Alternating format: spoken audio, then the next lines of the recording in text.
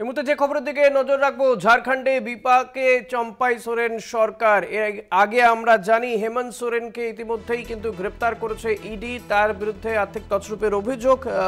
এবার চম্পাই সোরেনের সরকারও বিপাকে পড়তে চলেছে এমন একটা কিন্তু আশঙ্কা দেখা দিচ্ছে। বিধায়ক পদ থেকে ইস্তফা শিবু সোরেনের পুত্রবধূর, শিবু সোরেনের পুত্রবধূ তিনি ইস্তফা দিয়েছেন বলে জানা যাচ্ছে।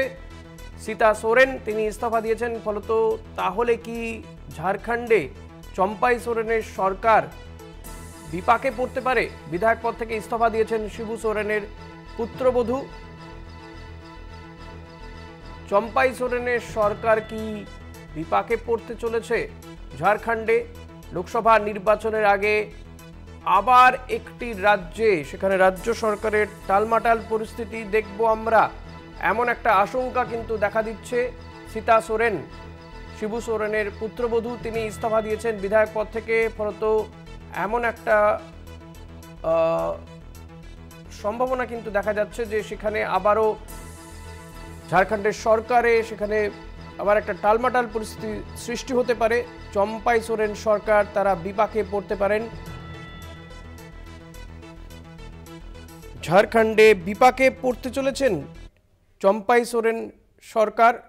আমরা জানি যে হেমন্ত সোরেনকে এর আগে গ্রেপ্তার করা হয়েছিল, ইডি তাকে গ্রেপ্তার করেছে এবং তিনি মুখ্যমন্ত্রী পদ থেকে পদত্যাগ করেন রাজ্যপালের কাছে গিয়ে। তারপর চম্পাই সোরেন তিনি হন মুখ্যমন্ত্রী। প্রতিনিধি দুর্গাদাস বন্দ্যোপাধ্যায় রয়েছেন আমার সঙ্গে। দুর্গাদাস, এই শিবু সোরেনের পুত্রবধূ ইস্তফা দেওয়াতে বিধায়ক পদ থেকে ফলত কি সমস্যায় পড়বেন ঝাড়খণ্ডের মুখ্যমন্ত্রী চম্পাই সোরেন, তিনি বা তার সরকার কি সমস্যায় পড়তে চলেছে, কি জানতে পারছো?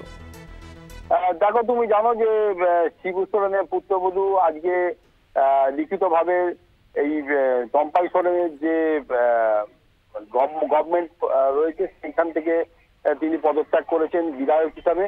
এবং তুমি জানো যে এই মুহূর্তে 81টি সিট রয়েছে ঝাড়খণ্ডে লেজিসলেটিভ অ্যাসেম্বলিতে, যার মধ্যে 48টি পলিটিক্যাল বর্তমানে যে শাসক দল যে রয়েছে চম্পাই সোরেনের সরকার, বাদ বাকি রয়েছে আমাদের বিরোধী দলের হাতে।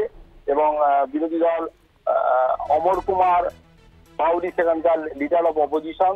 তো অনেক দিন ধরেই এই চম্পাই সোরেনকে সরকারকে ফেলার জন্য বিজেপির পক্ষ থেকে কিন্তু বিশেষ করে অমর কুমার বাউরিকে সামনে রেখে বিজেপি নেতা নেতৃবৃন্দ একটা চেষ্টা যে চালাচ্ছিল, তাতে কিছুটা হলেও কিন্তু অক্সিজেন যোগালো আজকে এই পদত্যাগ। এবং তার ফলে একদিকে যেমন দেখা যাচ্ছে যে তাদের বিরোধী আর কি সরকারের একজন মানে বিধায়ক সেখান থেকে কমে গেল, অন্যদিকে কিন্তু এটা একটা আশঙ্কা করা হচ্ছে যে আগামী দিনে কিন্তু এর হাত ধরেই কিন্তু আগামী দিনে আরো বেশ কিছু এই বিধায়ক কিন্তু পদত্যাগ সমস্যায় পড়তে পারে চম্পাই সোরেন সরকার। ধন্যবাদ দুর্গাদাস। কথা বলছিলাম প্রতিনিধি দুর্গাদাস বন্দ্যোপাধ্যায়ের সঙ্গে।